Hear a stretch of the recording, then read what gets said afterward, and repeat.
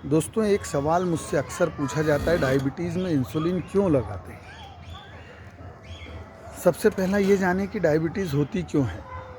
जब बच्चों में डायबिटीज़ होती है तो उसमें लगभग 90% इंसुलिन बनना बंद हो जाता है।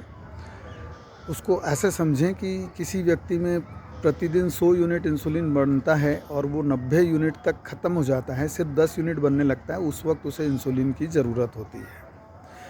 दूसरा चीज़, बड़ों में जब डायबिटीज़ होती है तो वो डायबिटीज़ का पता ही तब चलता है जब उनका 50% इंसुलिन बनना बंद हो जाता है, यानी 50 यूनिट इंसुलिन बनना बंद हो गया तो सिर्फ 50% पे वो लोग इंसुलिन पर रहते हैं और ये धीरे धीरे और कम होता जाता है over a period of time. Suppose 5 साल के बाद वो उनका, जैसे आज उन्हें डायबिटीज़ हुई तो 5 साल बाद उनका इंसुलिन बनना 50% से भी कम होकर 20% या 15% हो जाता है। और ख़ास तौर पे ऐसे लोग जो बहुत दुबले पतले हैं और जिनका वज़न बहुत कम हो रहा है, उन्हें इंसुलिन की सख्त ज़रूरत होती है।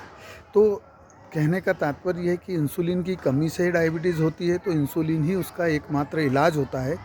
ये बुज़ुर्ग लोगों में या बड़े व्यक्तियों में या जो एडल्ट ऑनसेट या टाइप 2 डायबिटीज़ है, उसमें किस्मत की बात यह है कि कई सालों तक हम दवाई पे डायबिटीज़ को नियंत्रित कर सकते हैं।